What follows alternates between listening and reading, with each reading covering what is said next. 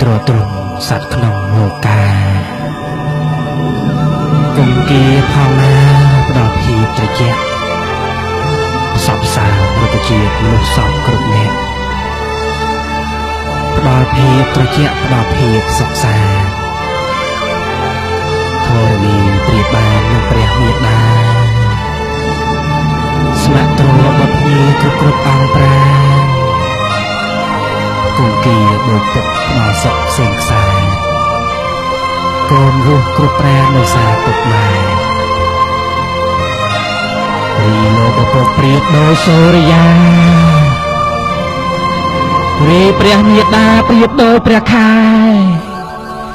ពន្លឺទាំងពីរតែងែបនិតស្នេហ៍ស្ម័គ្រថ្នាក់ថ្នមថែកូនគ្រប់វេលាតិវីងងឹតបើគ្មានសូរិយាយប់យន់អនកាបើគ្មានចន្ទ្រារស់ឆ្ងាយពុកម៉ែកូនពិតរងារស់រងវេទនាគ្មានទីពំនាក់ពុកម៉ែតើពុកម៉ែដឹងទេថាក្នុងគណៈពេលនេះកូននឹកដល់ពុកម៉ែខ្លាំងណាស់កូនចង់ជួបពុកម៉ែកូនចង់អោបម៉ែចង់ស្ដាប់សម្ដីរបស់ពុកអ្នកក្រៅដតីប្អូនអាចស្គាល់បានអ្នកនៅចិត្តប្រានក្បែរយើងរាល់ថ្ងៃយើងមិនដែលគិតមិនផ្ដល់តម្លៃអ្នកនោះឯងនៃគឺជានរណាតាមពិតអ្នកនោះគឺពុកនិងម៉ែតែងថ្នាក់ថ្នមថែយើងគ្រប់វេលាតែយើងមិនស្គាល់មិនសូវនឹកនេះឲ្យលោកក្រំគ្រាស្ទើរគ្មានលុះថ្ងៃអំណោះតទៅនឹងពោថ្លាថ្លែងបរិយាយសម្ដែងព្រះគុណម្ដាយថ្លៃថាតើអ្នកម្ដាយនេះឯណីបានធ្វើគុណអ្វីដើម្បីរូបកូនម៉ែពាក្យនេះពេលរស់ណាស់ដកជាប់នៅក្នុងបេះដូងកូននៅជាប់ចំណិចលើបបោមាត់កូនម៉ែបានផ្ដល់កំណើតបង្កើតជីវិតឲ្យកូន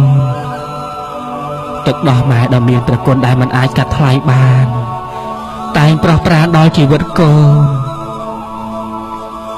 លើពីនេះទៅទៀតម៉ែបានផ្ដល់នូវរូបសម្ផស្សដ៏ស្រស់ត្រកាលឲ្យកូនឲ្យស័ក្តិសមជាមនុស្សពេញលក្ខណៈម៉ែតែងយកហាត់ទាំងទ្វេមកបីបំត្រកំអមដោយសូរសំនៀងជ្រាបបំពេលួងលោមកូនឲ្យបាត់អស់សុខបាត់ភ័យខ្លាចនិងឲ្យកូនបានគេងលក់ស្រួលព្រោះតែសេចក្តីស្រឡាញ់កូនម៉ែខំតស៊ូទោះមានព្យុះភ្លៀងផ្គរឬម៉ែរងាញញែកយ៉ាងណាក៏ដោយក៏ម៉ែនៅតែតស៊ូដើម្បីកូនពេលខ្លះទ្រាំអត់ទ្រាំឃ្លានមានជំងឺដកក៏ដើម្បីកូនគ្រប់គ្នាទីបំផុតម៉ែត្រូវអួតធ្លាក់ឈាមមានជំងឺដោយសារតែម៉ែខិតខំធ្វើការហួសកម្រិតដើម្បីរកប្រាក់ឲ្យកូនបានសិក្សាទោះបីម៉ែលំបាកប៉ុណ្ណាក៏ដោយក៏ម៉ែមិនដែលធ្ងន់ធ្ងរឲ្យកូនលឺម្ដងណាឡើយនេះជាពលិកម្មដ៏ធំធេងបំផុតរបស់ម៉ែចំពោះកូនគ្រប់គ្នាដូចនេះពាក្យថាម៉ែគឺពិតជាមានគុណានុភាពដ៏ធំធេងបំផុតដែលមិនអាចប្រៀបផ្ទឹមបានសម្រាប់រូបកូនម្យ៉ាងទៀតពាក្យថាម៉ែគឺពិតជាអ្វីគ្រប់យ៉ាងដែលកូនគ្រប់ត្រូវការគ្រប់កលៈទេសៈនៅគ្រប់ពេលវេលាមិនថាយប់ថ្ងៃម៉ែគ្រប់ពេលដែលកូនជួបវិបត្តិតក់ស្លុត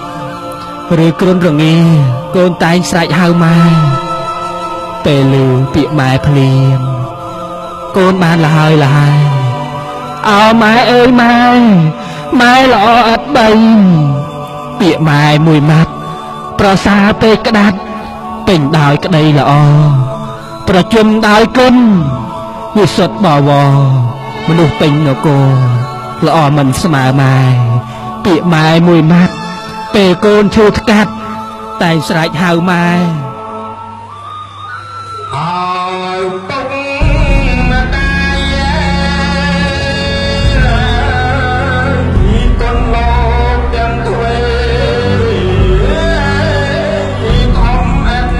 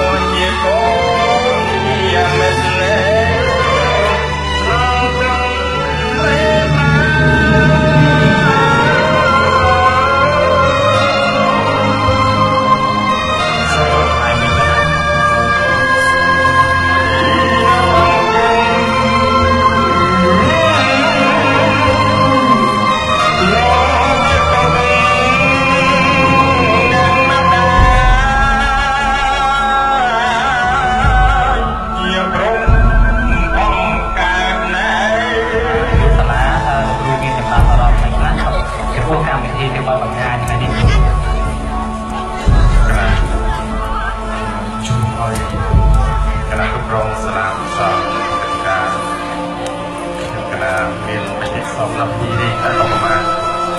ហើយក៏ជានិមិត្តរូបមួយដែលសាលាយើងខ្ញុំដែលជួបប្រទេសនៅកម្មវិធីដ៏ល្អបែបនេះគឺផ្នែករបស់កូនខ្មែរថ្ងៃនេះបងប្អូនយ៉ាងច្រើនណាស់